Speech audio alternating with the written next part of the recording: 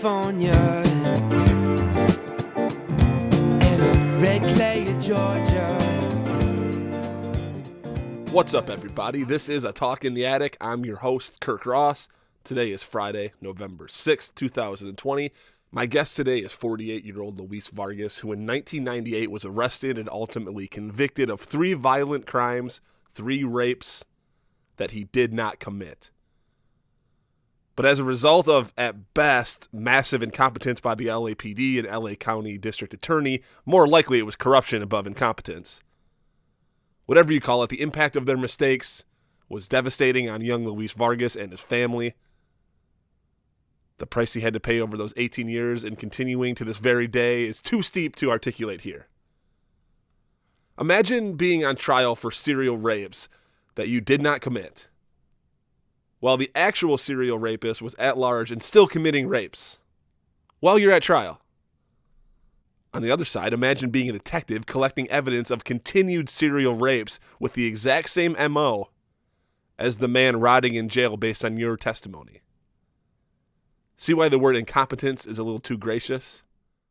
Convicted on the sole basis of eyewitness misidentification, the most common reason behind wrongful convictions, Luis did 16 years in California State Prison, where he had to conceal the nature of his crimes for fear of certain death.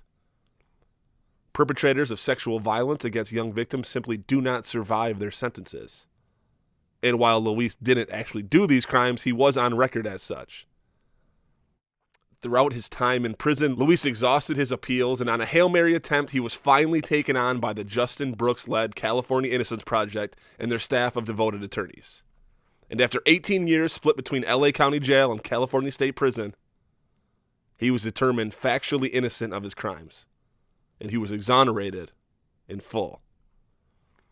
He was paid a settlement based on the CIP-backed legislation that pays a per diem of something like $40 a day for wrongfully convicted deemed factually innocent. We all know that there's no amount of money that can truly resolve the injustices done to Luis, but I think we can all agree that $40 a day is not the number. Of course, if not for the California Innocence Project, there would have been no such guaranteed damages, so big ups for that. We don't talk about money today, though. Not at all. Instead, we focus on his arrest and conviction, on his time inside and how he managed to survive. Luis describes in detail the emotional toll that his experiences have taken on him. We cry a little, we laugh a little, but mostly, I just sat in awe of the strength of this man's spirit. By his kindness and humility, by his commitment to helping others in need. It's beyond moving, it's beyond inspiring, it's truly amazing. I'm so grateful that Luis agreed to sit down with me. He is joined by one of his post-exoneration attorneys, Brett Boone, the very same Brett Boone I grew up playing football with. Thanks, Brett, for connecting Luis to the show. Throughout the episode, Brett will offer the legal context of a few key points in the interview, but what you're about to hear largely is Luis Vargas' story and in his own words. We dive into the tragedy, but also climb up to the triumphs. Thank you to the Michigan Podcasting Network for your support. Thank you, Joe Gentleman, for the theme song up top, as well as the bluesy licks that'll take us into today's show. Check out the notes below, the show notes, for very important links, including the California Innocence Project, the Michigan Innocence Project, a few other down there that Luis mentioned. Do not be afraid to show out and donate a little something to these programs. If you're on the fence about it, reconsider after you hear our whole conversation. I've never been more confident in telling you that you are in for a wonderful ride today. And without further ado, here is my conversation with Luis Vargas, exoneree. Let's start the show.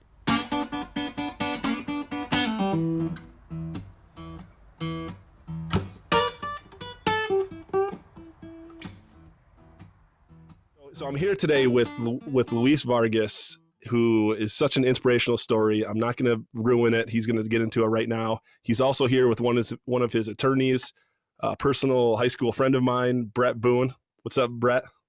How you doing, Mr. Brett? How you doing, Luis? Good to see you, Kirk. I'm doing pretty good. Thank you for being there, man. Great. Thanks for doing this, Luis. We appreciate it.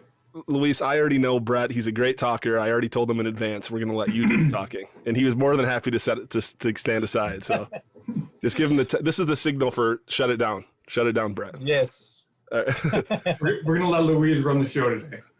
Well, I don't know how much of a good talker I am, but all I try to do is just be transparent. Maintain honesty, be transparent, and just I learned a long time ago, man, that words are like bullets. Once they leave the barrel, they can't come back. So we got to be real careful about what we say and what we do and how we approach things. I mean, you got to give yourself more credit. You're a great talker. That's already one of the best highlight clips of the show since I started the show. That's a good start. Okay, let's start with, before we get into your background, let's start with, who are you today, Luis? If someone were to say, explain yourself today, and you had the choice of to include your background or not, give me that. What are you today, and who are you today? Today, I think that I would describe myself as an outgoing individual. One who, besides all the obstacles I've had to endure, I've been able to look at the bright side of things and been able to carry on. In spite of the deficiencies of living in a world that is broken, of course, and having to deal with a broken system, I would describe myself as an individual that, I've learned a lot from my past experiences. And I've learned that every little opportunity that we have in life must be taken advantage of to the fullest. Why? Because we never know when something like this is going to happen. I mean, back in 1997, when I got arrested, I didn't look at life like this.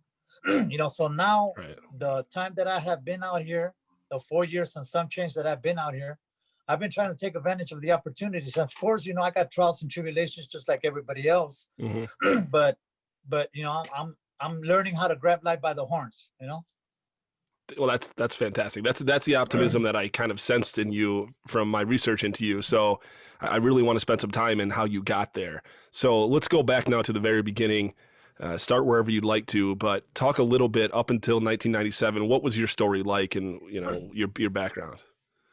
Well, I mean, I was living in a normal life. I was no longer, I was working as a Manhattan store bagel manager. I was working in a North Hollywood shop as a manager myself. I had it going on pretty good. Life was normal. I was together with my son and my partner at that time, my wife, and I was living life on a normal basis. There was nothing really outstanding about it. It was just normal family man, Right. And I was looking forward to advancing, of course, in my career opportunities. And I was, as a matter of fact, I was attending a parenting class when that whole issue happened to me, and I was just, unbeknownst to me, I didn't even know what was the next thing that was going to happen to me. But I was trying to make things better for myself. That's for sure.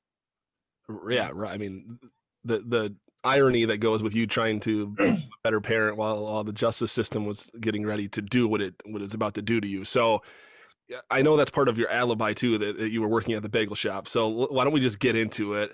We'll cover more of your personal life maybe down the stretch once we talk a little bit more of the impact of this whole event on you. So let's get into what landed you completely wrongfully in prison for how long? They say 16, right? When my case came out in the newspapers and the talk shows and all that, they said 16 years, but that's because they're not counting the 2 years I did in county fighting for my case. Of course. But to me, lost time is lost time, and county jail is still jail, still prison. So I was fighting my case for a couple of years, but before that, I was living life normally, just straight up. Yes. Yeah. So you're explain the arrest and explain when you were first kind of informed of what's going on here. How am I involved? Oh my goodness. This is nothing short of a Hollywood screen shot movie, because I remember that it was a Tuesday morning about 8:30 in the morning. I had signed up myself for parenting classes down in the LA area near MacArthur Park. And the 5th floor of a program called People in Progress. And I remember the director's name too. It was Richard Ramirez, just like the Night Stalker back in the days, right? and so I couldn't forget that name. I remember as clear as day. We were sitting out in the balcony with like a group of like 9, 10 people in the class. Next thing you know, it's about 8:30 in the morning. I see a couple of police officers, dressed in blue, go up to the 5th floor of the People in Progress program. Out of nowhere, this young lady to the left of me says like, "Oh, here comes Popo, here comes the police," right? And, you know, I've been a jokester all my life, right? So I Right. kind of like try to laugh at life. So I kind of went like, oh, they're coming for me, like jokingly, right? Right. Well, unbeknownst to me, man, you know, They were. I mean, I was still laughing when unbeknownst to me, I looked towards the receptionist area where they were speaking, and the lady motioned toward my area, my direction, and the police officers looked towards me. And as soon as they looked towards me, that smile, man, that smile I had on my face disappeared. Right? Oh, Because I knew there was something, you know, something not right. You know, so they looked at me, and next thing you know, they walked towards me, and I'm getting chills as I'm speaking about it because I can remember as clear as day everything that happened that day. At that time, when they looked at me, they walked towards me, and I'm sitting down. I had nothing to fear. right. I had nothing to fear, Mr. Kirk. I mean, I was like all nonchalant, just relaxing, right? Trying to become a better dad. I wasn't going, mind you, I wasn't going to the parenting classes because the court mandated it. Right. I was going to parenting classes because of free will. I volunteered. I volunteered to become a better dad, supposedly, right? So next thing you know, they walked up to me. It was a black police officer and a white police officer. Mhm. And as soon as they walked up to me, he goes like, "Are you Mr. Luis Lorenzo Vargas Salvatore?" I go, "Yes." I had nothing to fear. Right. I wasn't hiding anything, no warrants, no nothing. So next thing you know, they look at me and they go like, "Did you used to live at 341 South Kenmore?" I go, "Sure, yes." And they go, "Can we talk to you for a second?" I go, "Sure, why not?" We stepped into the hallway, and the police officer goes like, "You're going to have to go down with us to the police station because a detective wants to ask you some questions." Now, mind you, they pulled me along their side under the guise of being asked questions. Right. Because immediately after that, sir, I went ahead and asked him, "Am I under arrest?" He goes, "No, you're not under arrest." I immediately asked him once again, "Are you going to put handcuffs on me?" He goes, "No, we're not going to put handcuffs. No need. You're not under arrest." Once again, he repeated Right. it. So, of course, I dropped my guard. Yeah. I dropped my guard, and as we're walking, now picture this, okay? I don't know if you're familiar with the downtown area of Los Angeles, but man, you're talking about thousands, if not millions of people, 8:30 in the morning on a weekday on the Labor Day, a weekday morning, going to work, offices all around. I had like about 8 or 9 alleys around me that if I would have known what they were going to come at me, Mr. Kirk, Right. Mr. Brett, I would have ran like a bat out of hell and they would have never caught me. You know, but as we're going down, we went into the elevator. I'm not handcuffed. I'm not handcuffed. We're going down the elevator. We walk out into Wilshire. Mhm. We make a left. The cruiser was parked probably about a good 50 or 60 yards around the corner of the building. So we're walking, and all those thousands of people walking on the streets, they would have never thunk that I was being escorted by the police. As You're we just walk, you're going down there to help them out. You know you didn't do anything wrong. You're participating. You're helping. of whatever. course, Right. I was just my mind is like I'm just going with them to answer some questions. Now, mind you, that vicinity, the precinct that belongs to that one area that I was picked up in is the Rampart Division of the police in downtown LA. Right. These officers, however, I found out as I got into the cruiser, belong to South Central, South LA. Mhm. So when they put me now, this is how broken our system is, okay? Because we have officers that are biased. Okay. Definitely. Right. Now, mind you, listen to what I'm about to say, okay? As we walk up to the cruiser was one of the police cruisers that does not have the cherries on top, for lack of better words, the sirens. Mhm. They don't have none. They just have antennas, and what that means is that they're able to put up music stations, right? So when we go into the in front of the cruiser, he goes, "Okay, well, Mr. Vargas, I'm gonna have to handcuff you now because you're going into the police car." So I go, "Okay, go ahead." So I sit down in the back of the police car, and the first thing this officer says, Mr. Kirk, is this: "What kind of music would you like?" Why are you trying to make me feel comfortable when I'm in the back of a police car? Let's just get this over with. I want to go home. I want to go back to my normal life, right? Well, needless to say, I never seen it. Because as soon as I said, no, I don't care for music, you know what he did? He put it on KRF 101, an oldie station. What does that mean? Think about it. As soon as he seen me, he had already labeled me. He's seen that I was a Hispanic. He's seen that I grew up in a gang-oriented area. He's seen that I had tattoos on me. He's seen that I possibly had a teardrop on me. Right. So what he said, the first thing that he said is that he put two and two together. He said, oh, this guy must love oldies. Stereotype, right? So lo and behold, I get on the cruiser and I'm thinking that we're going to go to the Rampart station. But to my surprise, and we went down to the 77 precinct in South Central Los Angeles. So all this time I'm thinking like, what would South Central 77 precinct police officers or detectives have to question me about? That was my whole questioning.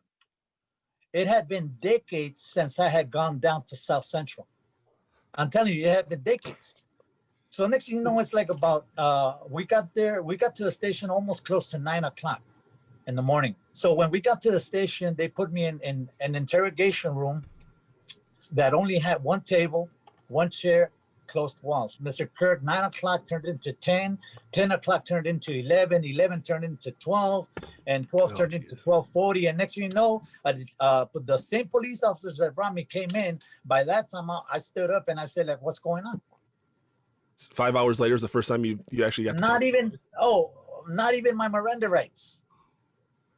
So the officer comes in and I go like, I stood up and I'm like, what's going on? He goes, we're taking you into the next room. The detectives will be with you in about 5 minutes. Lo and behold, we went into the next room. I ran into a table, a chair, and a two-way mirror. Like I said earlier, I'm a clown, right? So I made a lot of jokes before I like to laugh at life, right? Right. At least I think I do. So next thing you know, I look at the officer. And I go like, oh, I know what's behind her. I go, you probably have a victim. You probably have the DA. You probably have detectives. You probably have people trying to figure out whether, whatever's going on, right? Yeah, you're completely innocent, so you're just of course making jokes, so right?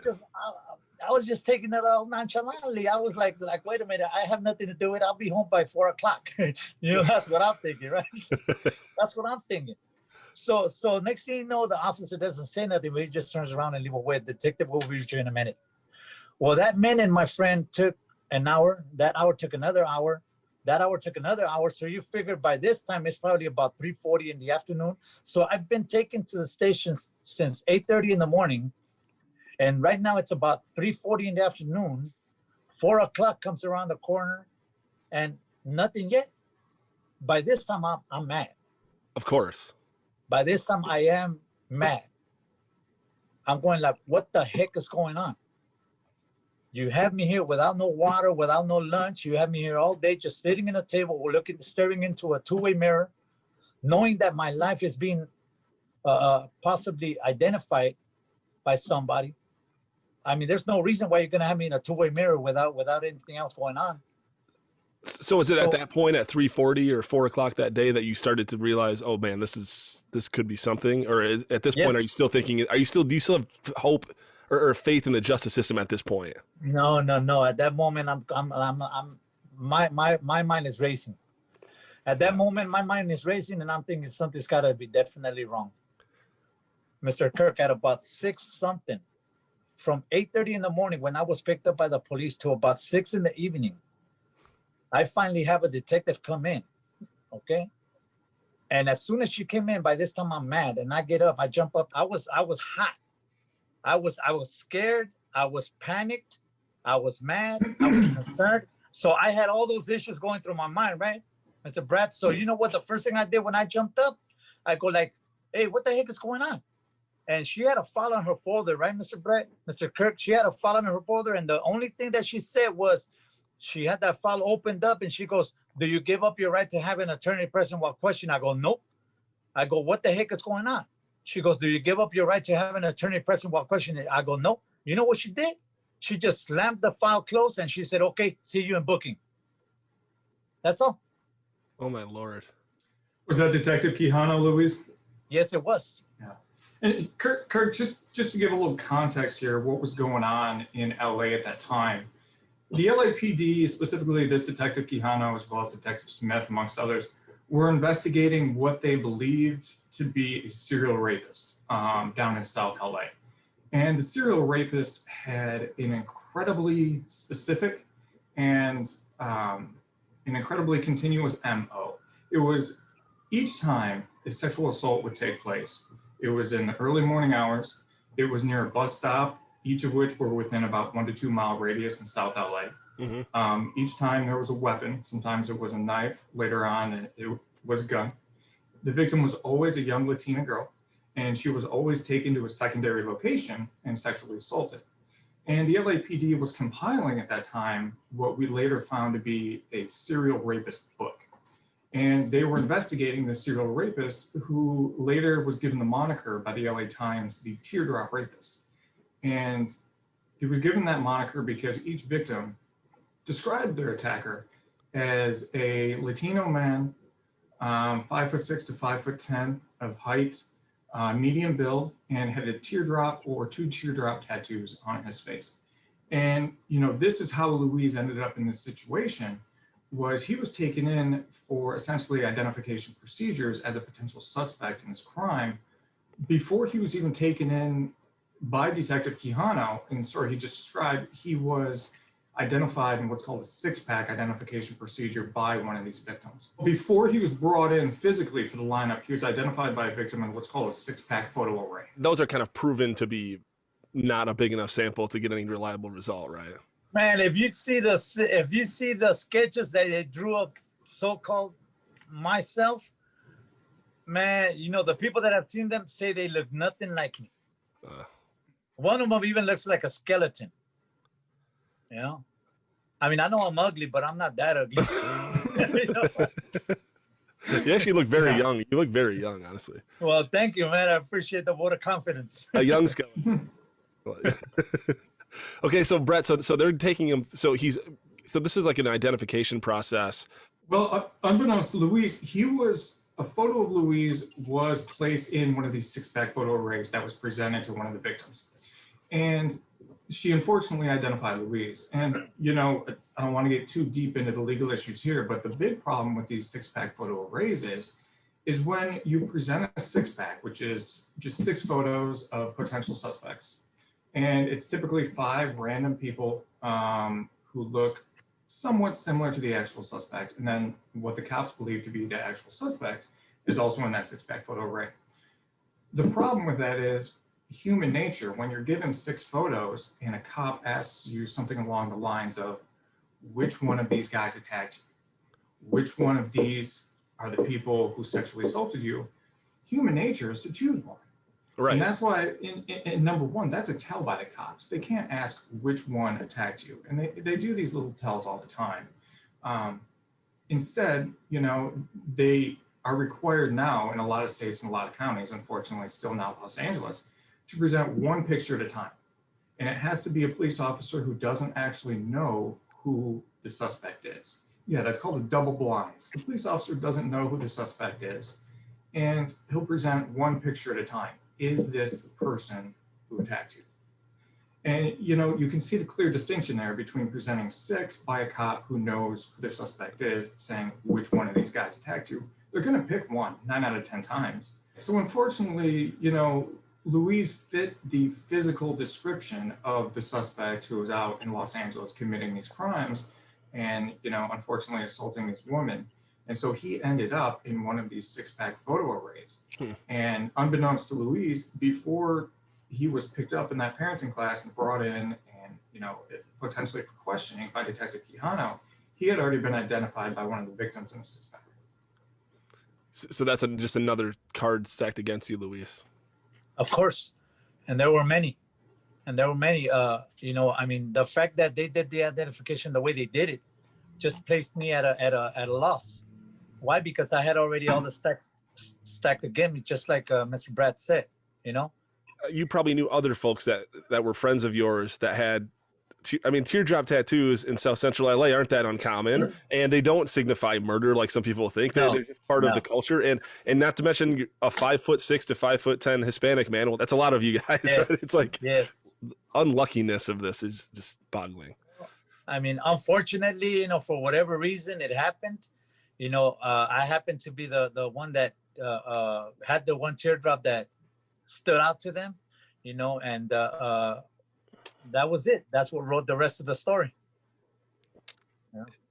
So now there's the matter of, okay, now they have to prove something. I mean, they might try to rely on that as some sort of evidence, but let's get into the trial.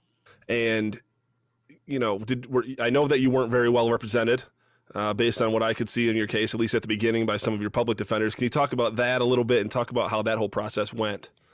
Man, that was very dramatic. I was not expecting the outcome that the jury reached.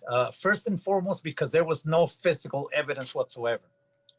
Even when the detective, once again, I believe it was Detective Quijano, had gone down to my house while I was arrested to try to find some of the things that would have linked me to the perpetrator, like the shoes, the headgear, the knife, the clothes. Even when she went down to my house to try to find that, she didn't find a thing. And on top of that, she didn't even have a search warrant. She went in there with intimidation from her badge, you know? Right. I'm Detective Quijano, you know, I need to do a search and replace, whatever. I don't know why I wasn't there, but I'm thinking that was it. Just intimidated by the badge. The person I was with at that time opened the door and let her in. So next thing you know, she's looking all over the place for something that would link me to the perpetrator, a knife, some shoes, headgear, anything. Right.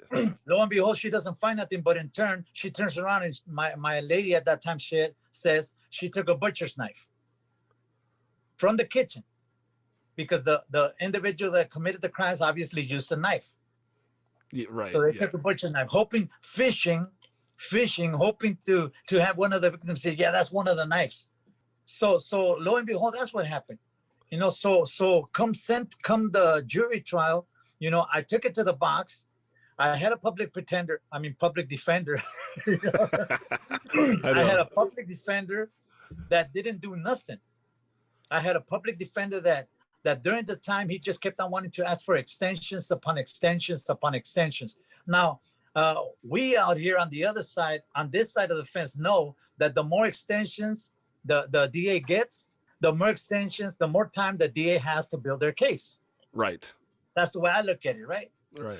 So on one occasion, we went to the courtroom and I went to a hearing. And as I'm sitting down, the public defender goes like, Your Honor, we would like to have another extension. At that moment, I get up and I said, Your Honor, I don't want another extension. I want this to go to trial now. The bailiff comes behind me and he just grabs my shoulders and just sits me down and says, man, like, sit down, you know? And my public defender just looked at me with a grim face and he goes like, they're gonna sentence you. They're gonna find you guilty. I go, they're not, because I didn't commit these crimes. Right. And then he blatantly goes, they're gonna sentence you to life. I go, no, they're not. You know. So at that moment, I just turned around. I looked at the judge and I said, Your Honor, I want to fire this man. So I fired the public defender at that moment. So here I am without a lawyer. I'm in the county without a lawyer. I'm hopeless because I'm looking at this time. I'm in general population. Okay, those kind of crimes that they had accused me of put my life in danger. Your cellmate, politics in prison are like this. In prison or in counties or in jails, if your cellmate knows that you're accused of a rapist or as a child molester, he's got to kill you. If he doesn't do it, guess what? They'll go after him and then they'll go after you. But those are the type of politics we deal with in the system that we're in the prison. So when I fired him and I'm in the county without a lawyer, just senseless, not knowing what to do, finally somebody decided to help me out and we hired a man by the name of Frank Rory. We'd hire him to represent me in court, which he did, and I believe he did a good job.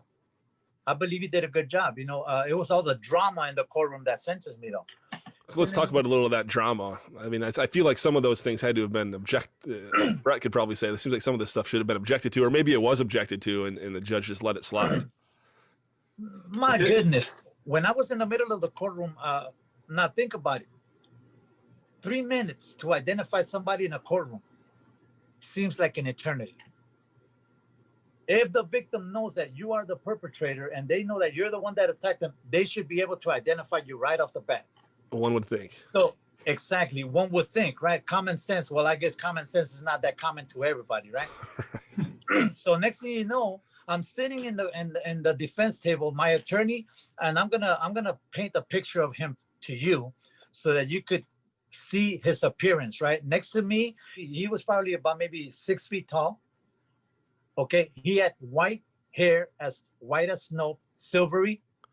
He was a huge man. I'm talking about maybe close to 300 pounds, maybe.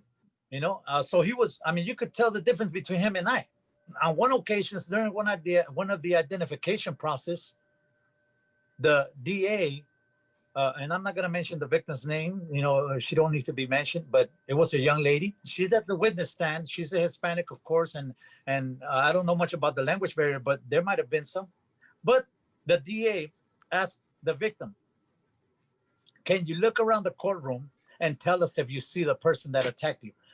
Mr. Kirk, Mr. Brad, I'm looking dead at her eyes. I'm looking dead at her eyes for several reasons. Because first of all, I don't fear nothing. Secondly, I don't own nothing. Thirdly, I know I'm innocent. And fourthly, which is the most important, I want her to be able to look at me and identify me as not the individual that attacked her. So I'm hoping that she looks at me and she says, "I'm sorry, that's not him." So as I'm looking straight at her, the DA asked her, "Can you look around the courtroom and tell us if you see the person that..." I mean, it might have been about 3 or 5 minutes that she went like this. Okay, she scanned. Now, mind you, the courtroom is packed. You have the 12 jurors, and you have, I mean, it was standing room. Right. The courtroom is packed. And the victim goes like this. When the DA asked her the question, "Can you identify the person that attacked you?" The victim went like this. Look at my head. She went like this. Started at the jury and slowly scanned. And I'm not going to do the whole thing for the sake of time, but she slowly scanned the whole courtroom. We looked at the defense table, and guess what she did? She scanned the whole courtroom back and went back to the jury and then looked at the DA. The DA at that moment, this is the part where I think that maybe my attorney should have objected. Because the second time the DA asked her, "Can you look at the courtroom and tell us what your attacker is wearing?" So now it's no longer if your attacker is here or if the person that attacked you is here. Now it's, "Can you tell us what he's wearing?" In other words, the DA is trying to let the victim know The attacker is there. He's here, so just tell us what he's wearing. So next thing you know, look, Mr. Kirk, she does this again. She scans the whole courtroom again, beginning at the jury, and then asks the DA a question. From who? From them? And guess who she was pointing to? To the jury. To the jury. So she was asking the DA, from who? From them? From the jury? She had no idea. She had no idea. The DA goes, "No, from the whole courtroom." It is at that moment that the DA said, "Your Honor, can I make a motion to move around the courtroom?" At that moment, my attorney should have objected. But maybe he didn't because of appellate purposes, to give me a reason to appeal. Maybe, I don't know. Because when the judge says, like, "Any objections?" he said no. Or when my attorney didn't object and the judge says, what's the reason? The DA said something to this effect: "Oh, because I noticed that my client is nervous. I want to let her know that she's in a safe place." Come on, bogus. So the judge goes, "Okay, granted." Guess what she does? She goes behind my attorney. Remember how I described my attorney? Yeah, very Santa Claus-like. Exactly. You put a uniform, a Santa Claus, a Christmas outfit on him, and you give him a sack, and he's your kids guy. Kids are gonna think that he's delivering presents. For sure. So guess what the DA does? She stands behind my attorney, and she goes, "Does this look like the person that attacked you?" The victim actually identified my attorney as the perpetrator at one point. For whatever reason, the DA stands behind me, and she goes, "Does this look like the person that attacked you?" Of course, tattoos, slicked hair, Hispanic, you know, Right. of course, she's gonna tie me to some type of South Central bring up, Man. So you know what the attorney was doing? The attorney was acting as a pointer to get her conviction. When she asked that, Mr. Kirk, I looked directly at her face, and deep inside, I'm going like, please make a identification, because I'm hoping that she says no, he doesn't. Right. But when she said yes, oh, my whole world sank. My whole world sank. The bottom of the floor opened up and swallowed me whole into a never-ending black hole.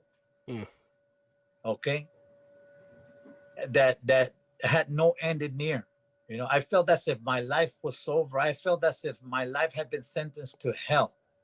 Why? Because I know what happens in prisons, what happens in institutions to people that have been sentenced for these type of crimes.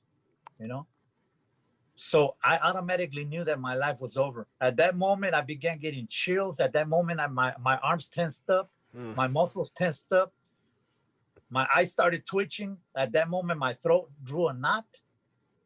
At that moment, my mind started racing, looking at all these violent scenarios where I have seen individuals getting killed.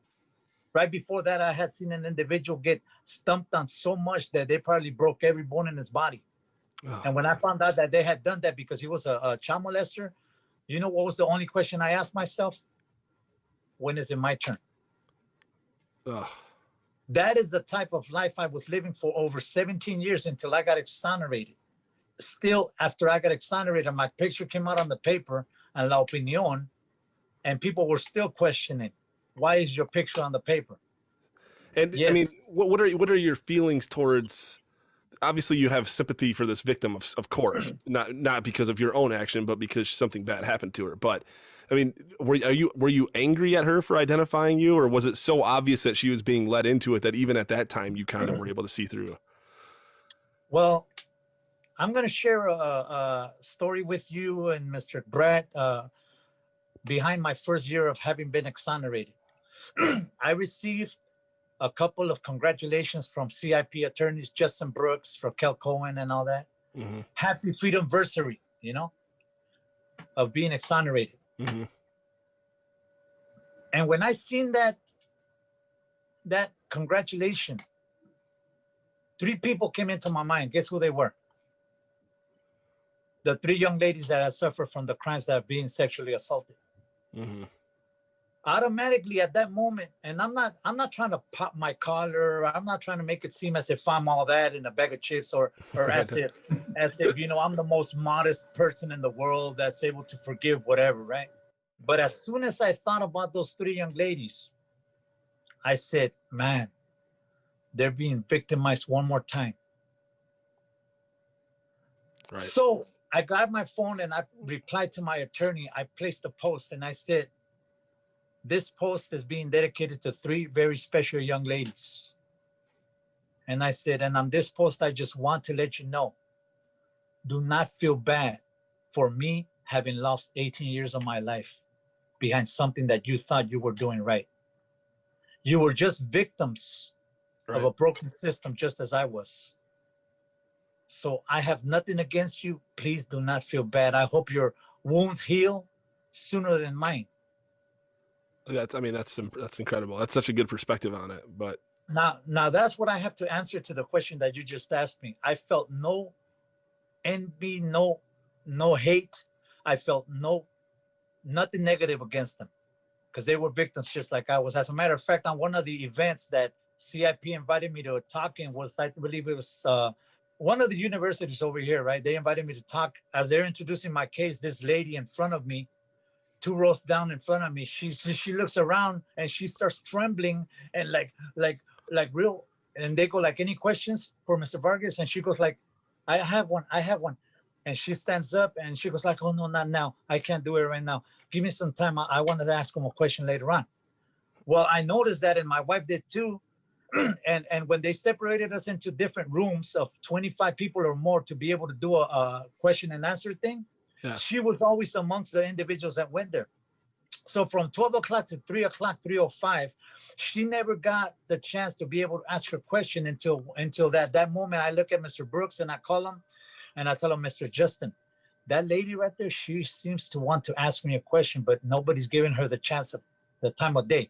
Right. So please let her know that after the talk, I want to go ahead and listen to her. And he told me, yes, but not without us being present. And I go, sure. I mean, they're looking out for my interests just as Mr. Brad is. Of course. So I go like, sure, why not? Of course, I want you around me. Yeah, of course, yeah. Because believe it or not, I still suffer from many fears. But when that happened, after the session was over, I stood in the hallway. Justin goes over there and tells her, like, you know what, after the session, he wants to talk to you. And the lady looked back at me with a big old smile on her face. And she goes like, thank you, right? So when the session was over, we got into the hallway and I'm surrounded by Raquel Cohen, Elizabeth Jorcol, my attorneys are there, right? Yeah. So as I'm standing outside, this lady comes into the hallway. And when she comes into the hallway, I'm talking like she almost sprang down to where I was. And she was getting ready to rush to where I was standing when all of a sudden my attorney, Raquel Cohen, got in front of her. I mean, Bodyguard. I'm telling you, this was something like from a Hollywood script, right? and she rushed and she stopped all of a sudden. She stopped in her tracks. And my attorney goes like, who are you? And then the lady expressed her name. And then she goes, can I talk to him? And she looked at me with, I'm telling you, tears in her eyes, man. You know, she looked at me and she goes like, I'm sorry. She goes, I'm sorry. And I look at her and I go, what do you mean? And she goes, I'm sorry because I didn't come forward. She goes, I was one of the victims. At that moment, she was what, about maybe 26, 27 years old. So these crimes began happening at 1995. So could you imagine how old she might have been at that time when she was assaulted? Yeah. She probably was a teenager. Right. Or younger. So she looked at me, yes. So she looked at me, she goes, I'm sorry for not coming forward. If I would have came forward, you probably would have never lost the years that you did. So when she said that, you know, I just looked at her, I told her, don't be sorry. I told her, you were just a victim of a broken system, just like I was. You have nothing to be sorry for. Yeah. You know? That's incredible. That had to be so emotional for you though, as well. It wasn't, it still is, as I'm remembering it right now, it still is, because, you know, I mean, I have so much trouble right now. You know, the years that separated me from my daughters, you know, I can't get them back. I can't get them back. And I'm having so much trouble with my firstborn to be able to establish that relationship. Right. To be able to make it work because of all the years that I missed. She sent me a letter telling me like, Dad, you were never there in my graduations. You were never there in my father and daughter dances. You were not there in my birthdays. You know, I need you. I needed you then. I need you now. And the thing is that right now I'm having such a hard time trying to rebuild that relationship. Yeah, I feel so much empathy for you. I'm so appreciative that you're sharing it, because when people see wrongful conviction stories on the news or on Dateline or something, that, you know, rarely do you get a glimpse of this kind of inside real emotion to it and the real damage that it takes on the victim. And I don't mean the victim of the crime, but the victim of the wrongful conviction. Has it improved over 4 years? I mean, is it kind of always just as close to you as it was when you first got the news? No, it has improved. It has improved. It has improved. However, just to make a note on what you just said, right? Before we go into this next point quickly, right? When I got out, I didn't have no ID. I didn't have no driver's license. I didn't have nothing. I didn't even have my birth certificate.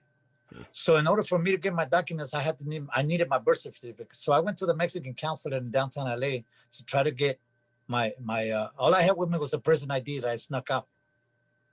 You know, I told my attorney, should I present this when I go to the Mexican consulate? He said, not unless you need to.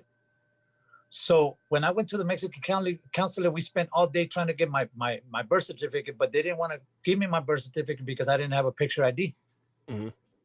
Well, when we entered the Mexican consulate, there was a stack of newspapers from La Opinión, probably about maybe 18 high.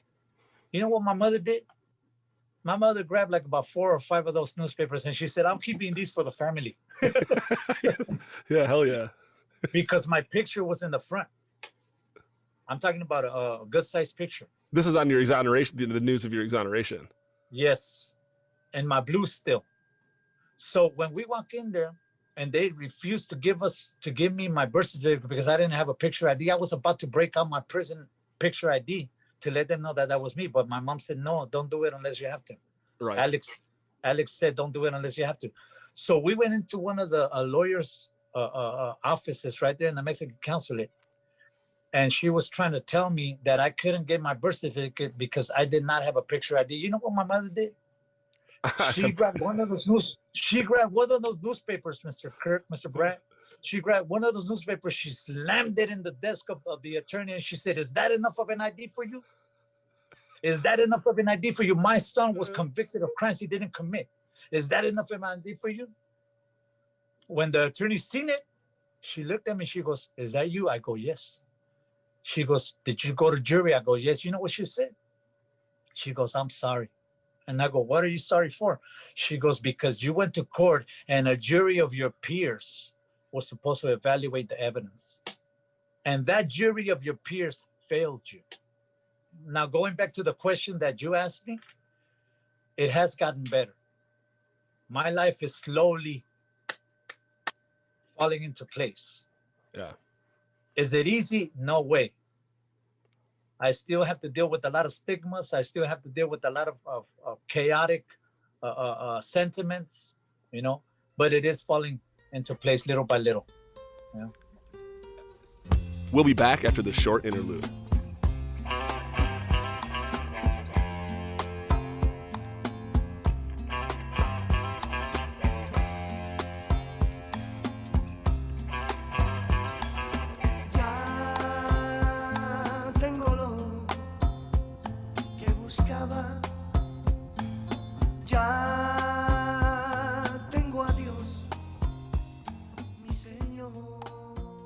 So, Luis, before we dive a little bit further into what things are like now, which it's so inspiring and motivating to see, to have this conversation with you, because people are struggling through things far less disruptive than what you've had to deal with.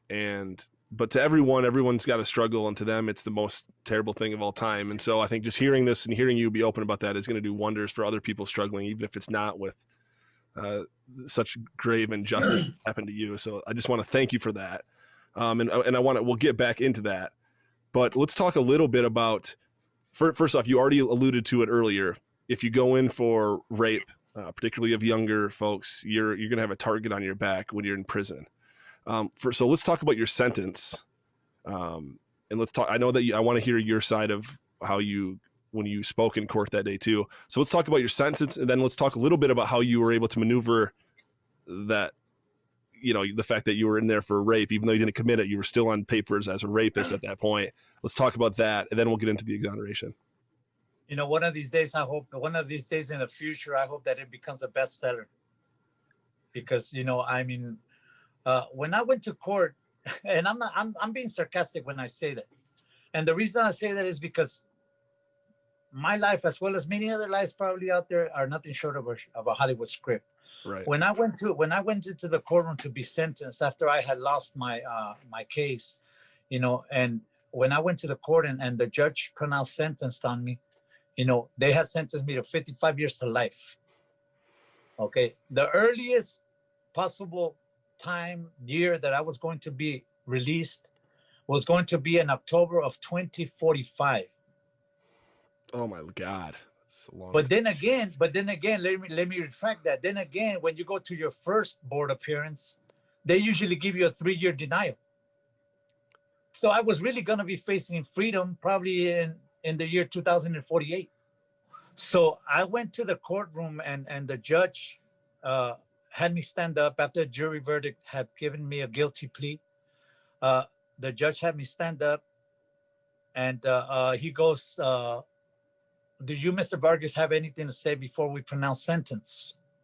And this was quoted by the California Innocence Project in their website. Mm-hmm. Because I told them, Your Honor, I'm going to be praying that God has mercy on you and the DA. Because while you're sentencing an innocent man of these crimes in this courtroom today, the real culprit, the real perpetrator is probably committing even worse crimes out there as we speak. They just took my words as a grain of sand. So when I said that, you know, he just went ahead and, okay, well, having said that, Mr. Vargas, we find you guilty and you're sentenced to 55 years to life. So here I am going off to state prison. Sure enough, I found out later on through my attorneys that there had been several violations committed against me during the times that I had been in custody. The man had committed more crimes. So, you know, even in 2011 or 12, I think, when Mr. Justin Brooks visited me, they told me that he had assaulted once again. I sarcastically told my attorney, yeah, you know what I did? I went ahead, I opened the gate to my cell. I jumped over the electric fence. I went ahead and committed the crime. I came back, jumped into my cell again, and went to sleep like a good convict. And lo and behold, that's what I did. You know, because it was impossible for me to have committed those crimes. You know. Well, but you also had an alibi the original go around that they ignored. I had two witnesses, Julio Arias, and the other one was Maria something, I believe. They had said, or one of the days that it happened, I wasn't at work, you know, but the thing was that I didn't clock in through the regular time clock because it was broken. So he had to handwritten my schedule, right? One of the supervising managers. But because it was handwritten, the court didn't accept it. Could you imagine that? I mean, this man is under oath. He's under oath testifying that he's going to tell the truth, the whole truth, and nothing but the truth. But yet when he testifies that handwritten piece of paper for the times that I was in there are accurate and truthful, they didn't want to accept it. They were only looking for one kind of evidence, the evidence that could put you away. That's it. You know, the way I see it is that because of public pressure, okay, because this man was a serial rapist and he had committed over 36 crimes since 1995 to the time I was exonerated. Public pressure made them just pick a scapegoat, and I was that scapegoat. You know. Now, as to the other question, as to how I made it in prison, I landed a job in program office as a clerk, and because I knew that the convicts, that the prisoners, the shot callers, the ones that call the shots in the yards, prison politics, Southsiders, because I knew that because they would ask for paperwork, telling them their original controlling crime, you know, what you were in there for. I knew that they were going to do that. So what I did was that on one of my annuals, and I had to do this every year. Every time I went to an annual, I had to do this. Whenever a captain changed, I had to do this. Whenever a commissioner changed, I had to do this. Whenever the sergeants changed, I had to do this. Now, look at what I had to do. I went ahead and got the copy of my original annual classification form that they would print out from their computers that nobody else had access to. And what I did, I had to go home, wait till my cellmate left me alone in the cell. I went ahead and with much precaution, went ahead and whited out the controlling crime, whited out the dates, whited out the captain's names, whited out the sergeant's names, whited out the counselor's names if I needed to, whited out the dates, and have them. And I went ahead into my computer in the program office. I typed out new names, captains, commissioners, sergeants, dates. I lowered the fonts so that the font could fit the fonts in the original paper. Yeah. And then I once again would wait till my cellie left the cell. And then I would very carefully, from the copies that I would make, I would cut them. I would paste them over the original document. I would run copies of that copy that I had made. And I would have to make sure, Mr. Kirk, Mr. Brad, I would have to make sure that there was no smudges, that there were nothing in the paper saying that I had distorted it. Because what these politicians would do, what these Southsiders would do, was that they would ask you for the paperwork, the 128G, they would ask you for that, and they would take it to their cells, and they would examine it. And then they would give it to somebody else, and they would tell them, like, tell us, do you think this is legit?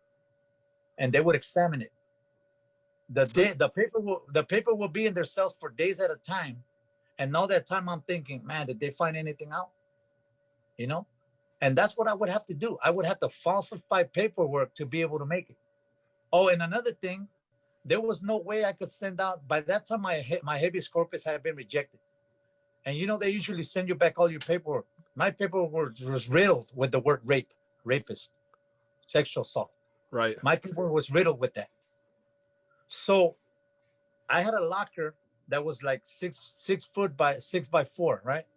So I had an accordion folder, 1, 2, 3 accordion folders where I had all of my paperwork that the courts had sent me back that stated that I was a rapist.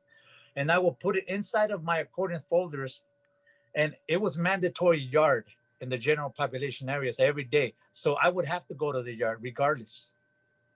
When I would go to the yard, my cellmate would stay back.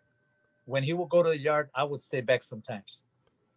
But look at what I had to do every day for over 17 years. Those papers that said that I was a rapist, I had to get them, put them in the accordion folder, put them in an envelope, put that envelope into the accordion folder. That accordion folder, I would get it, I would wrap it around with string, rubber bands, and I would arrange them in my locker in a certain way. That way, when I went out to the yard and I came back, and if I'd seen that one paper was out of place, You knew. I knew that my cellmate had found out what I was in there for. And as I stated earlier, prison politics states that if your cellmate knows that you're a rapist, he's got to kill you. I had no idea. I had no idea it was such an organized politics in there, I guess. It is. Politics is dangerous, and it is well organized. I mean, they run cell phones, they run drugs, they run even prostitution, you know. And going back to what you were mentioning about what I knew would happen to people in there, Mr. Kirk, Mr. Brad, I mean, the things that would happen to people, I seen a person be stabbed over 22 times. And when I did his deposition, when I did the incident report, and I found out that they stabbed him for being a rapist, guess what was the only question I asked myself? When is it my turn? Right. That's the question I asked myself. Because I would always see assaults in the yard. And I would find out why they did that. You know, while I was in there, I had people come up to me, prisoners, convicts come up to me and tell me like, Luis, I'm innocent, man. I'm not guilty for what they did. And then they would vent. They would be able to let go of all that pressure, all that stress. They would be able to vent, to let go. Their release valve, they would open it up and they would vent with me. And some of them would even cry, you know. Unfortunately, Mr. Kirk, I never had that opportunity. I had to bottle it up because I would remember the question that I would ask them as soon as they would say, I'm innocent. I would ask them, what are you here for? So I didn't have anybody to go up to and tell, hey, I'm innocent. Man. Because then they would ask me like, what are you here for? Right. You know? So did you end up having to fabricate a full, I mean, people ask that all the time. Did you have a full story about your armed robbery, and was it pretty cool? I fabricated, and I said that I was in there for armed robbery, and I fabricated a story about being a three-striker and having lost my trial and having been sentenced to 55 years to life. Wow. Yeah. This is a best-selling story, by the way. I mean, it's unfortunate that you had to go through experiences to make it happen, but I mean, that's you had to do that. That was your only way to survive. You wouldn't have survived in your mind had you not done that with the paperwork. Well, no, I would not have. And let me say this now that you mentioned that about the story and the life and what I had to gone through. Let me just say this.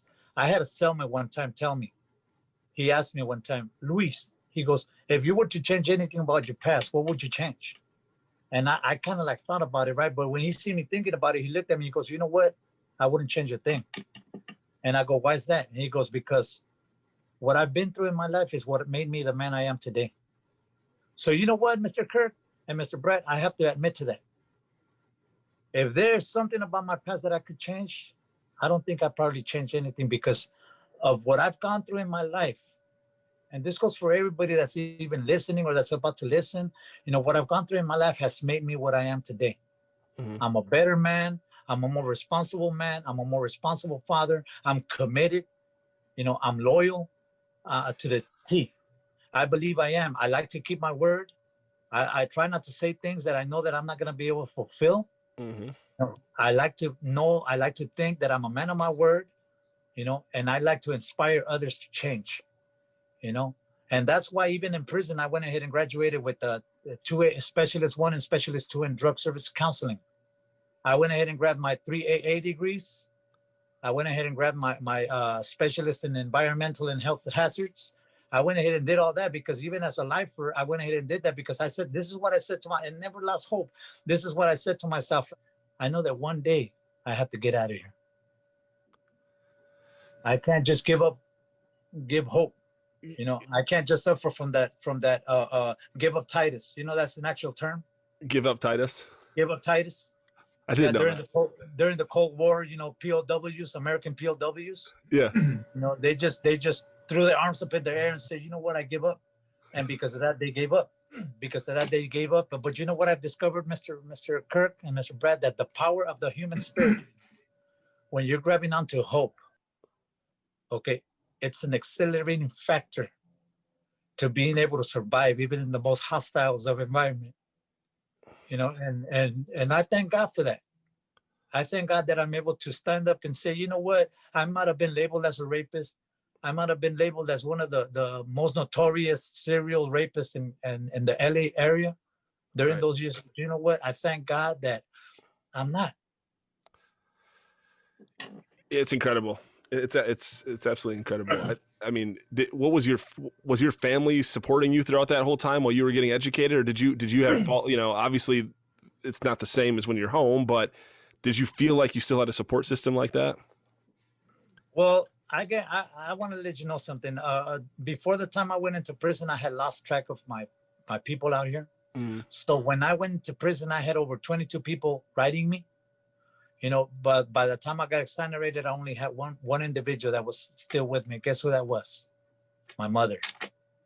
Everybody else fell off the map. However, I had developed new acquaintances, new friends that I can now call friends. Right. People like Mr. Brett Boone, people like Mr. Kel Cohen, Justin Brooks, all these people that actually started letting me know that there was hope, that there was light at the end of the tunnel. I developed new friendships. And they showed me that, you know what, that it is possible to believe in a better future, And because of that, I was hanging on to hope. There's a saying, man, that, you know what, that hope is the last to die. But you know what? I don't believe that, because hope never dies.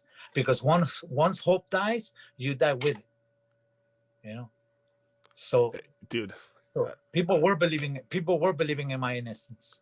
Well, yes. But before you even got linked up with California Innocence Project, you had exhausted your appellate rights at that point. And explain how you got linked up with Justin and the California Innocence Project. I was desperate. I was still in a maximum security prison. I must have written over 20 letters, to different projects. And out of those 20 letters, I was saying, I'm a man of faith. So I believe, man, that nothing happens by coincidence. And I said, one of these letters has to land in the right place. And sure enough, it did. Several years later, one of those letters landed in the right place. As I found out later on down the line, the students from Cal Western, in San Diego were doing a mock trial on my case, which happened to be my case. During the mock trial, they discovered that there were so many deficiencies, so many discrepancies, so many distortions in the identification process and all that. And they were the ones that in turn told the attorneys at CIP, you know what, you got to look into this case. Yeah, because there's really nothing that differentiates you as a letter writer than the thousands of other letters they get that are from people that actually probably did commit the crime and are just saying they're innocent. Or in prison, I'm innocent. It's a cliche. Right. In prison, everybody's innocent. Right. Even the worst criminal, the worst serial murderer is innocent, right?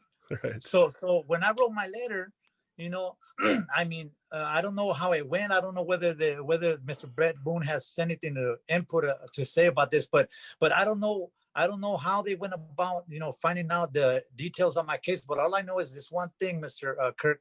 One time I'm sitting in my cell, I'm writing or drawing drawing at my desk, and I always used to have my television low volume because I can't stand being in silence. It brings me back bad memories. Silence in prison meant problems. Mm.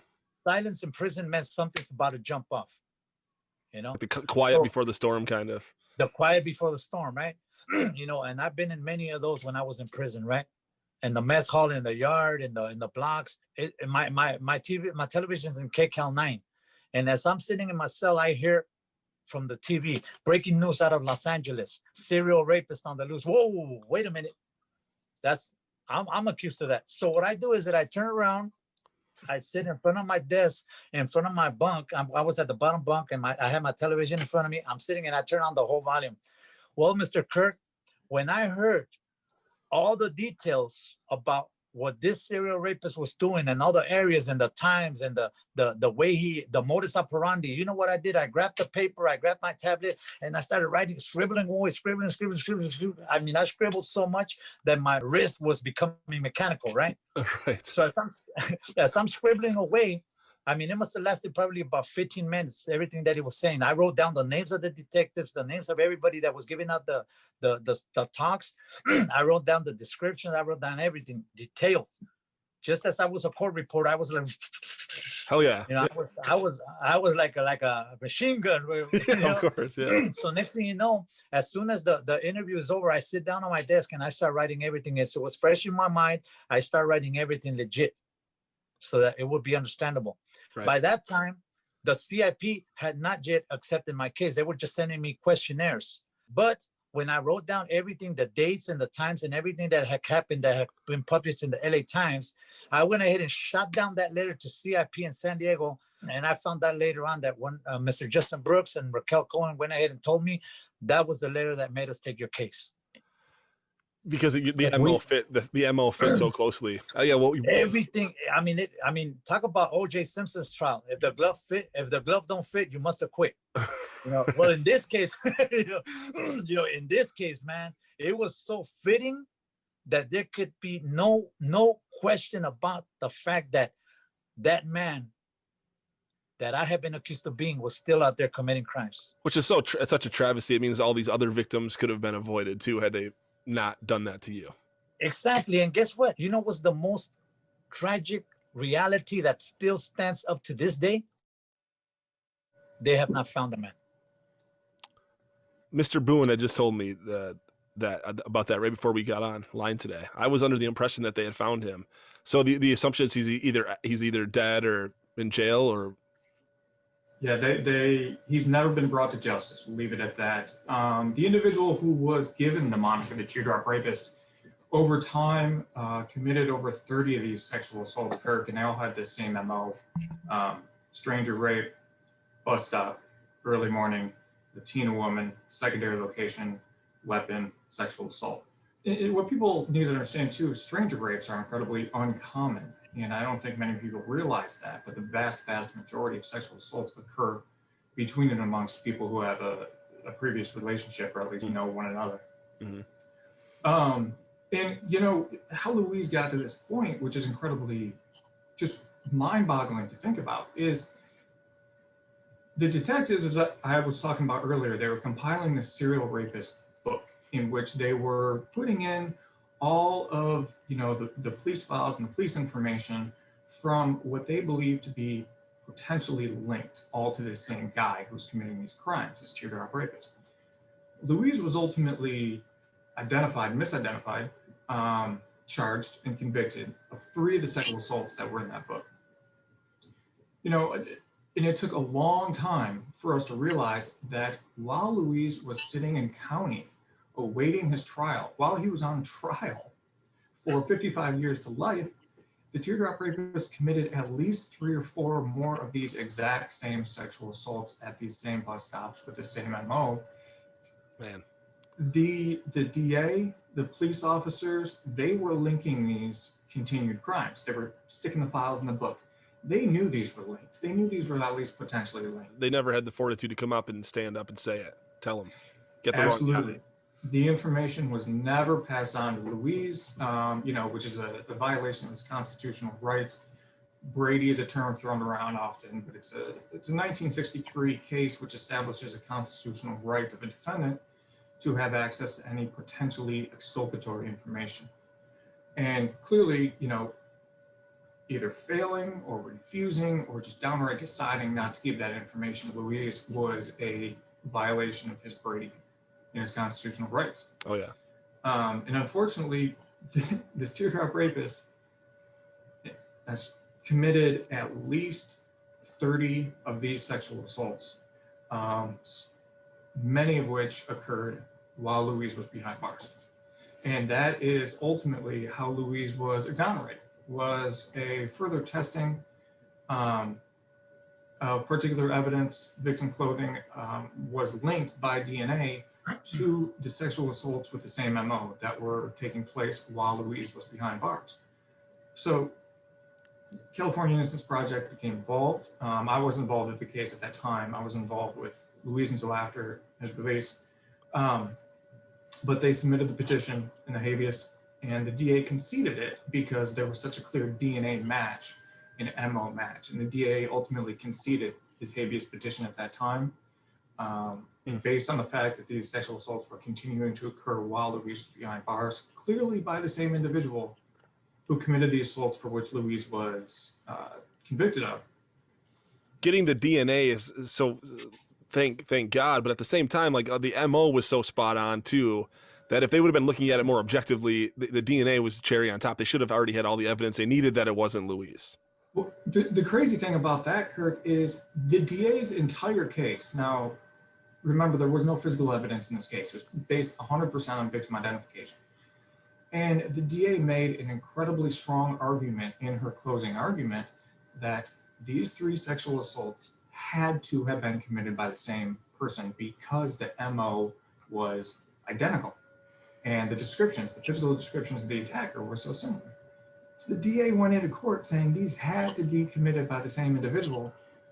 Yeah, he's out there, you know, seeing them happening as the trial is going on. Yeah. Yeah, it's just it's shocking that, you know, our system is so broken that something like this is allowed to occur. And not only allowed to occur, but it's in California, in LA, where you'd think, because of the population there and the amount of wealth there and all that, you'd think that would be a place that should be a bastion of justice if there is any place here. You know, you think the small towns are where you get away with this kind of stuff. You don't think about it when it's on the public that they can even do this. And of course, we're talking about this in a very how corrupt kind of way without really normally being able to apply it to a person and to a life. And Luis, I mean, tell me about the moment that California Innocence Project, of course, this is before Brett was involved, but you had, explain the emotions that took place when you first realized they were going to take your case, and then, of course, all the way through to the point where you're stepping on free soil. It was funny because every time they would send me a questionnaire, when I looked at the ending sentence behind that questionnaire, I would always get like, oh, because they would say, don't call us, we'll call you. Right, yeah, Clive, that's what, yeah, so we've heard that imagine before. how that felt. You know, don't try to contact us, we'll contact you if we decide to take your case. Right. So I'm over here like, oh man, so you know what? Months felt an eternity. Months felt like an eternity. So, you know, going forward towards the time when they finally showed up, after like about the second visit, they showed up. Elizabeth Jorkel and Raquel Cohen showed up to the visiting room in ISP in Iowa State Prison, you know, and I felt hopeful. I feel hopeful knowing that at least now my hands were in the hands of lawyers that were actually out to find the true meaning of justice. All right. Mm-hmm. That I felt hopeful behind that. I felt covered. I felt protected by somebody that was actually looking out for my interest. And that somebody had actually believed the words, I'm innocent. Right. However, it didn't really struck me till that one day in the visiting room when all of a sudden I get a visit from Raquel Cohen and Elizabeth Jorkel. And the first visit that I had, I told them, I asked them to look at me, right? And I told them, like, are you just taking on my case because you just want to take on another case? Or are you taking my case on because you believe in my innocence? I wanted them to make contact with me and let me know whether that was true or not, right? Whether it was a fact that they were looking at me as an innocent man. And you know what? When they actually looked straight into my eyes and they told me, no, we believe in you. We believe in your innocence. That right there sparked such a hope in me. I began seeing freedom. I began seeing myself out in freedom. Once again, reunited with my family, looking forward to a life. I actually envisioned that. But fast forward to when they came to visit, that one last time before Justin Brooks came, I sat down in front of them. They sat down in front of me. Next thing you know, they look into their briefcase and they break out 2 sheets with color coded some. I have no idea what they were, but they placed them in front of me, right? And they go, "What do you think that is?" I go, "I have no idea what it is." And she goes, "This is the serial rapist, the TDR rapist DNA." And then they go, "And this is your DNA sample." And then they go, "So what do you see the difference?" I go, "They don't look nothing like." And they looked at me and they said, like, "Vargas, that's what's gonna set you free." Wow. At that moment, I cannot explain, I cannot express the hope that I felt inside me. Because now I knew that it was not hearsay. Now I knew that it was not no physical evidence. Now I knew that it was DNA evidence that was actually pointing towards my innocence. Mm-hmm. See, and it was behind that, and my faith in God, that I said to myself, you know what? I know now that there's hope in my case. If I envision myself as a free man. What was the length of time between the moment you felt that, the moment you actually achieved it? Well, I went to court on November 23rd of 2015 to be exonerated. Mm-hmm. And as I went to court, it was the same judge that sentenced me, by the way. As I went to court, that same judge goes like, "Mr. Vargas, you stand here as an innocent man. I already know I'm innocent. I don't need you to tell me that." Right. So when I go to court, he tells me that, but they didn't even take the handcuffs off of me. And boom, they declare me exonerated. I go back to this holding tank with like about 15 or 16 other individuals in the holding tank. It's about 6 p.m. in the afternoon, in the evening, and they're slowly being called out to be released. I'm in the released holding tank, by the way. And they're being called out to be released one by one. My last name starts with a V as in Victor, so I'm always at the end of the totem pole, right? Alphabet got you again. So next thing you know, it's 1 a.m. in the morning, and I'm still there with another individual. This individual gets called out to be released, and do you hear the computer printing out the release passes? And I'm going like, man, when is my release pass gonna? I'm already knowing. And as a matter of fact, I had made arrangements with one individual to pick me up at a Carl's Jr. that was right there across the street from MCJ, from Mass Central Jail, mm-hmm. because I didn't have a ride home. And nobody knew. My wife didn't know I was going to get out. My family didn't know I was going to get out. So next thing you know, 1 a.m. comes around and I tell the officer, "Excuse me, what's going on? How come I'm still here? I'm the only one in the holding tank after like being like around with 15 or 16 other people." I hear the printing machine go off and I go, "Oh, that must be my release pass." And guess where they escorted me to? To the federal detention facility right there on Alameda in Los Angeles. Ugh. ICE was about to pick me up because they found out I had a deportation hold. So November 23, 2015, 6 months later, May 26th of 2016, that's when I get released from detention facility on my second daughter's birthday. Was there a real risk of deportation though during that whole time too? I mean, that had to be a stressful situation as well, right? Well, they were looking into my case because of my background, because I had gotten in trouble with the law earlier, so because of that, they were saying, you know what, I merit deportation, right?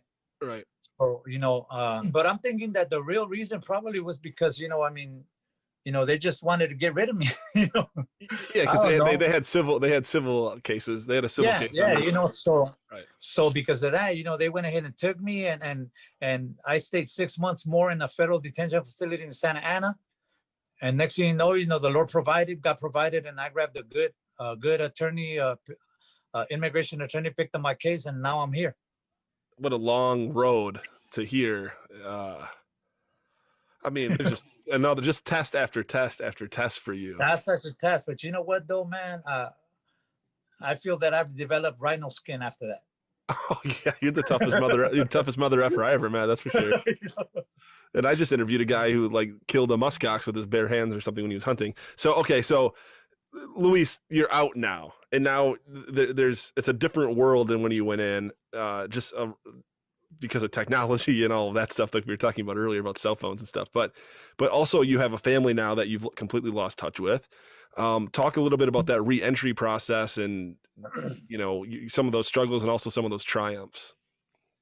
The first several months that I was out, which is like, I did. Every time I heard a siren, I felt that I needed to get down, because every time you would hear an alarm in prison, you have to prone out. I'd seen police officers and it did rattle my nerves. And I seen things happening around me. I couldn't be close to people. I couldn't be in confined places and I still have a problem with it. I'm dealing with it. I couldn't have anybody running next to me or running across from me because I felt that something was going to happen. I always needed to look behind my back, all the time, around the corners. I'm working with that. As far as family is concerned, well, we're slowly building our bridges and we're tying the knots that need to be tightened, and we're working at it. I've gotten involved with several organizations. I work with the church as an evangelistic outreach individual. Mm-hmm. I help a pastor down in Bakersfield with his church. I'm looking to get involved with the AVP, Alternative Violence Project, that I used to work with in the prison. I became a facilitator. And I'm looking forward to a career in counseling to be able to put to practice what I was doing inside, because I was doing a controlled group therapy in a controlled environment with over 28 individuals. Wow. I put in over 498 hours in group therapy sessions, and I put over 320 hours in single counseling when I was in the control environment. I'm looking forward to doing that out here, and I'm looking forward to that. And even though it has not been a smooth road, I've learned to break the pebbles as we go along, and if there are boulders, well, I get help to be able to break them. But I believe that I'm making progress. You must have had did you ever have the opportunity to meet a counselor like that you would be now when you were incarcerated? Because I imagine that you'll be do you enter into prisons and talk with incarcerated folks now as part of your? Yeah. Well, I have been trying to do that. But I need to jump over some hurdles because they know that I've been in prison. So they're asking me to write the warden letters and show proof of my exoneration, and things like that, So, but I believe that eventually it is going to happen.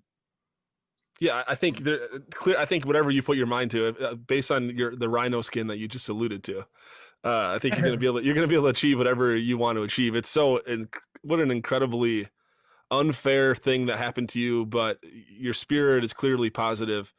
And I feel, the people that are going to get the opportunity to have you as a counselor, regardless of the capacity, are so beneficial because, sometimes counselors haven't really been there and done that. And you certainly have. So that's so incredible. Yes, I have no doubt that there are great counselors out there that just studied it from the textbooks. But yet I believe that the best counselors are those counselors that have learned what a loss is, that have lost health, family, finances, stability behind being involved with drugs or destructive behavior itself, Mm-hmm. And I believe that those are the best counselors, not to say that the others are not, but I believe that those are the counselors that make the best fit for any individual that find themselves in destructive behaviors, Amen to that. I mean, incredible. There's anyone that's listening out there, what do you kind of advocate for now, other than just yourself? I think you should always be a huge advocate for yourself because you deserve that. But what else are you advocating for? Where can I send some of the listeners in terms of going to check out maybe some projects that you're excited about or maybe some Innocence Project? Well, I mean, I like to advocate a lot for CIP. I like to advocate a lot for programs such as theirs that are out to seek the true meaning of justice. Any type of programs that are like AVP, they have AVP California. AVP California is a program that is, AVP stands for Alternative Violence Project. And that project right there has helped me a lot during the times that I was in prison. Right. ABP has been there, and you know, I'm looking forward to working with them. And I believe that CIP also is aware of a lot of different programs that are out there that can actually help an individual to not only get reintegrated back into a society that marginalized them for such a long time, but I believe that there are programs out there such as ABP, California Innocence Project. There are places like Victory Outreach, places like No Life Outreach in San Diego, California, San Isidro, California, places like Alcanzando Victoria in Spanish. There are so many outreaches out there that can help an individual, man. See, one of the problems with the rehabilitation programs nowadays is that they only want to teach individuals on how to leave the drug. But what we have to do is that we have to find programs that actually teach the life skills to be able to not only leave the drugs, leave the destructive behavior, but to also be able to maintain a successful or lifestyle. Right. So people have to get in touch with all that. And, you know, I believe that they will be doing themselves a favor.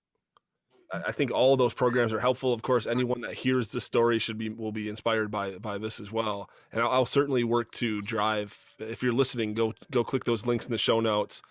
Go check out Luis's story a little bit. I have California Innocence Project there. We'll probably have the Michigan Innocence Project on there as well, because that's where this is based. You know, Set Free Ministries, you know, I mean, programs that deal with actually attaining the life skills to be able to just get ahead in life, you know. You know, we all have hurdles to get over. We all have hurdles to get over. But you know what? It's not impossible. While there is life, there is hope. You know, better is a live dog than a dead lion, right? Because even though the lion might be the king of the jungle, I mean, he can't do nothing once he's dead. But if it's a live dog, if it's a dog, no matter how many ticks he might have, you know, but if he's alive, he still has better hope. Hell yeah. Amen, brother. I don't even, is there anything else you want to talk about? I feel like I'm so appreciative. That was such an incredible glimpse into your story. I'm so excited for your future. And I know that it's going to come with challenges. Those will continue, but man, if anyone's equipped to get through it, it's you, my friend. It's incredible. Well, I'm going to continue to do my best. That's for sure. You know, I want to be a fighter.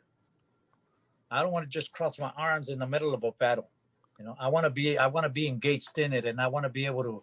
Once again, I'm going to use that phrase, you know, and I hope they don't sue me for it. But grab life by the horns, you know, that Toyota commercial or whatever. Brett can represent you if they come after you. Yeah, don't worry about it, Luis. Hey, you know what? Well, I know I have my case one day because I got good people like Brett and them to help me out, you know. But you know, that's what I want to do though. You know, often with the people that I chat with and I help or I try to counsel with them, I often tell them, do who you do best. And they're like stunned and saying like, wait a minute, what do you mean by that? I go, yeah, do who you do best. And they go, what do you mean? You do who you do best, and you do you best. Because can't nobody do you unless it's you. You know, we're all our you know, we're all our individual. We all have our individual personalities. You know, we all have a lot of hang-ups where we can get over it, man. Yes, you're living proof of that, and I wish you the best of luck in your other cases that we can't really talk about, you know, or the some of the civil cases that I'm sure you're working on, because you had your life robbed from you. But in the meantime, I just wish you the best of luck in continuing to mend all those things that were taken away from you. Let's call it what it is. But I know I have great confidence that you're going to make it happen. I'm pretty sure it is. I have great men and women along my side that are making sure of that. And I appreciate their help, Mr. Brett. I am so thankful for you, and I'm so thankful for everybody else that's on my corner, man, because now I know that, you know, I'm not fighting this battle alone. You know, they might have won one battle, but they haven't won the war. Hell no. You know what I'm saying? they picked the wrong dude to fuck with. Let's face it. Well, you know, I mean, you know, I'm just saying, you know, they're not, you know, the best satisfaction for me was that at one point in time, I had those individuals that accused me. At one point in time, I had them to be able to see me, not in a jail outfit, but decked out, dressed out in 3-4 different suits. Hell yeah. Different ties every day, looking as sharp as they were, probably even more. You know? Yeah, for sure. I thank God that they were able to see that. you know, because they probably asked themselves a question like, wait a minute, is this the guy that we arrested? Is this the guy that did 18 years in prison?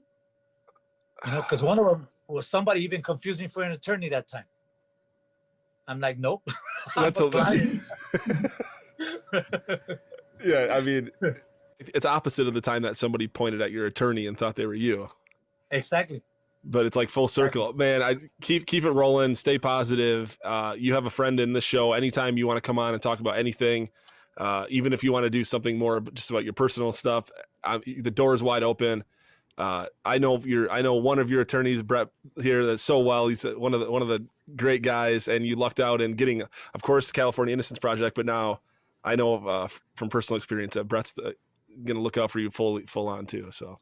Thank you, Mr. Brett. Thank you, Kirk, and thank you for your invitation to your show. It's been an awesome blessing, man. It's been a blast. Oh, the pleasure is all ours. Pleasure is all mine, my friend. Thank you so much for sharing. We'll share the story, and hopefully that raises the awareness that we might have some good things going on in the U.S., but we still have a lot of issues in our justice system. Amen. A lot of them. That's right. That's right. And that's, one quick thing to end on, Kirk, our justice system isn't broken. It was built this way. We need to take ownership of it. And I encourage everybody listening to get involved. CaliforniaInnocenceProject.org. You can donate. They have a gala coming up on December 1st. It's going to be virtual. You can hear, Louise, I'm not sure if you're going to be speaking at that day, but you can hear stories just like Louise's. Unfortunately, there's a lot of them. And you can hear about the efforts made by CIP, and you can donate. And I encourage you to get involved with your local projects and educate yourself, get involved, because Louise's story, unfortunately, is not unique. This happens way too often. Definitely. I see why you brought Brett. You just wanted him to give that spiel at the end for the gala. He's more of the sales. You're kind of the face of the thing, but then Brett's kind of the sales guy. I get it. I know him well. All right, guys. Thank you. You got to do what you got to do, right? That's right. Absolutely, Louise. Good to talk to you, man. Thank you so much. We'll talk soon. To you. All right. Peace out. All right. Peace out. That does it, folks. Thank you so much for listening. Brett, thank you for setting this up and for joining. And Luis, my brother, you are an incredible man. I'm beyond grateful to you for making this happen, for being so open. Your spirit is unlike anyone's I've ever met. We've talked quite a bit as a result of prepping this interview and getting it ready for release, and I'm so grateful and so excited to call you my friend, Luis. Best of luck in your civil case. Best of luck in your counseling career. We'll talk soon, my man. Peace out, y'all. Ya me siento libre, porque Jesús me libertó. Ya mi Señor me ha cambiado. Ya otro ha vuelto a nacer.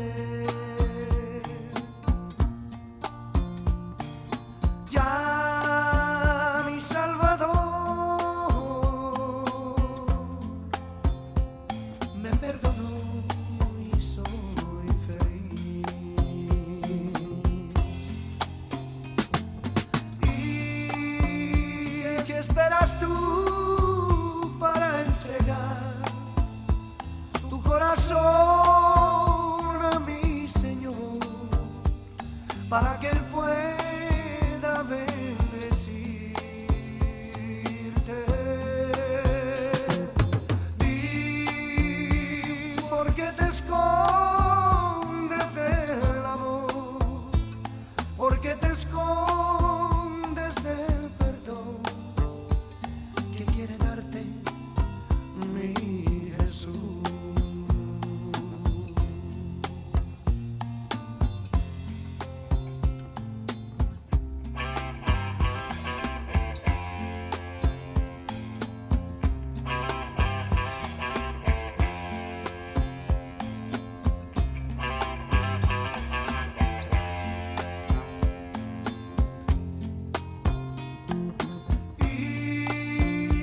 ¿Qué esperas tú para entregar tu corazón a mi Señor? Para que